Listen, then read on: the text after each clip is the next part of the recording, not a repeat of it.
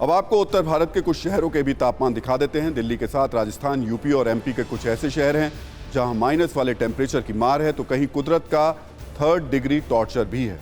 आज राजस्थान के फतेहपुर शेखावटी में पारा -1.8 डिग्री रहा, जबकि चुरू में यह 0 डिग्री रिकॉर्ड पर गया।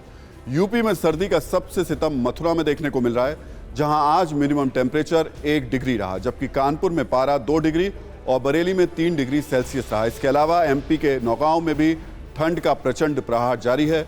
आज नौगांव में पारा 0.5 डिग्री रिकॉर्ड दर्ज किया गया। तो आज सर्दी से जुड़ा एक और दिलचस्प तथ्य भी हम आपको बताना चाहेंगे, जो बहुत से लोगों को पता नहीं होगा, और वो ये कि आखिर शरीर को ठंड लगती कैसे है। आज इसका एक वैज्ञानिक तर्क समझिए। दरअसल ठंड सबसे पहले हमारी त्वचा पर महसूस होती है, क्योंकि त्वचा के नीचे थर्मो रिसेप्टर नर्व्स होती हैं जो दिमाग को तरंगों के रूप में संदेश भेजती हैं। ये तरंगे दिमाग के हाइपोथैलेमस में पहुंचती हैं। इससे वो फौरन एक्टिव हो जाता है और तुरंत शरीर के तापमान और पर्यावरण के बीच संतुलन बनाने लगता है। इस बैलेंस के प्रोसेस में हमारी मांसपेशियां सिकुड़ने लगती हैं और फिर दिमाग शरीर के तापमान को गिरने से रोकता है। इसके बाद सारे अंग और मांसपेशियां अपने आप काम करने की स्पीड को धीमा कर देती हैं। इस वजह से बहुत ज़्यादा सर्दी में भी शरीर का तापमान अचानक से कम नहीं होता है।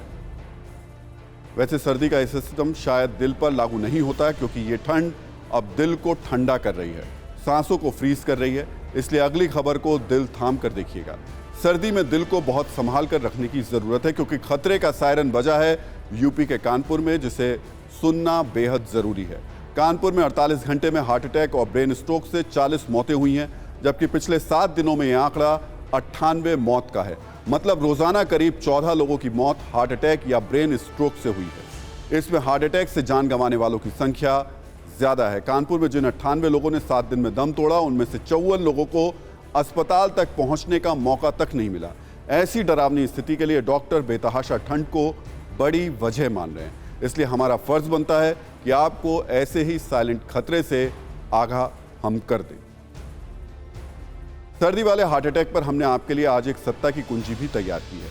दिल की दगाबाजी ने पिछले कुछ महीनों में हर किसी को डरा दिया है।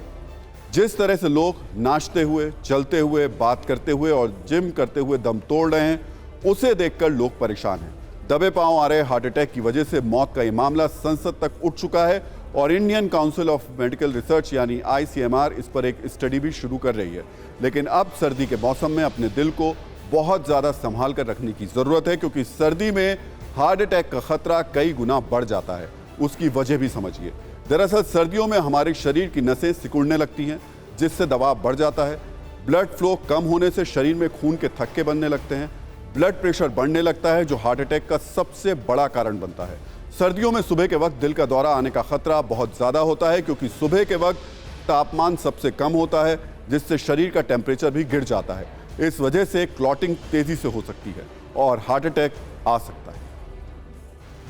जिन लोगों को ब्लड प्रेशर या ब्लड शुगर की या हार्ट की बीमारियों की दवाइयाँ चलती रहती हैं, उन लोगों को अपनी दवाओं की डोज को रेगुलेट करने की ज़रूरत हो सकती है, क्योंकि इस भीषण ठंड के कारण नसें सिकुड़ जाती हैं, जिससे कि ब्लड प्रेशर हाई हो जाता है। कॉरोनरी आर्टरी डिजीज़ में भी प्रॉब्लम खड़ी होती है, जिसमें कि एंजाइना होने लगता है, हार्ट अटैक की संभावना बनती है।